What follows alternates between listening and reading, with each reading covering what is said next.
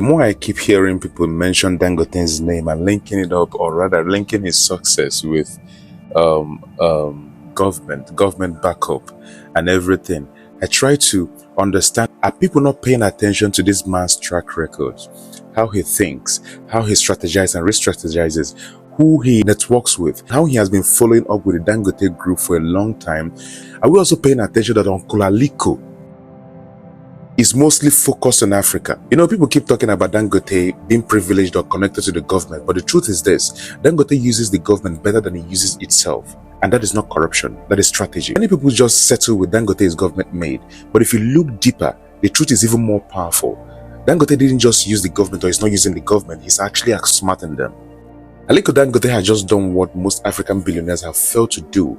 He didn't just enter the oil industry, he took over it, as usual. Let me bring it down the way you'd understand. What Aliko Dangote is actually doing is that he's directly and indirectly retiring every oil importer who have refused to think long term. And if you ever think of competing him right now, you won't just need more money or any kind of money, you also need an extra brain, because what he actually did was to use his brain and control every sector. So you will be the oil importer won't breathe. And to me, it's not corruption, it's capacity. He can do it. No be no be when. If it's something that every other person can, they would have done it. But this is not something that takes only money, it requires thinking, long term. Dangote didn't just build a refinery.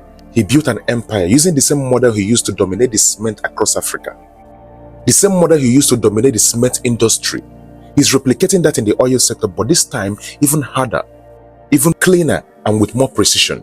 Now, this is how Dangote is already winning in the industry without even starting. Instead of relying on middlemen and fuel depots, Dangote CNG trucks will deliver oil and gas products directly to the clients across Nigeria and beyond, more efficiently, safely, and independently. No more long queues, artificial scarcity, or logistic bottlenecks. His model cuts out the middlemen, reduces costs, and gives him direct access to retailers and the users, just like he did with the cement. While everyone is shouting Nigeria is not working, this man is working Nigeria to his advantage. What did he do differently? He thought ahead, brought in trucks, CNG-powered trucks. In other words, he controls the supply chain from production to distribution. You don't even need to worry about logistics. And what do I mean by CNG? CNG are compressed natural gas, much cheaper, much cleaner, more efficient. No scarcity drama, just long-term domination. And Dangote is using this to beat his competition before they even start the race.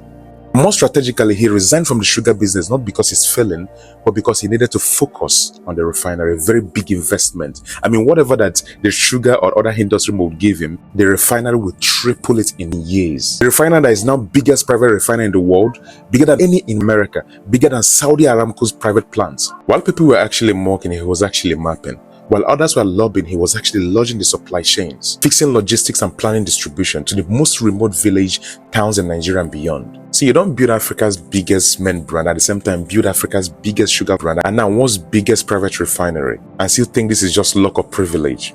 So next time someone tells you Dangote is favored or handed everything, ask them if they know every inch of their value chain the way he does, and then show him this very picture. See this very picture where he's actually defending his business in the control room, where the president, Bill Gates, Femi Otedo, the chairman of First Bank, and his very self, amongst the dignitaries there, the business-minded people there, the way he was actually defending his project as if it was his first vision at 60-something. This is not just a businessman, he's a business thinker. Now, I believe his statement when he said, there is nothing that goes in the Dangote group that I don't know about, and truly, it can tell, and that is ownership. We are looking at a man who saw the oil sector bleeding for 50 years.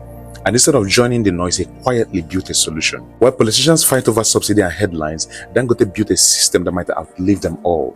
It's all about solution. When you find a solution, you found a path. And not just a path that would definitely be rewarded.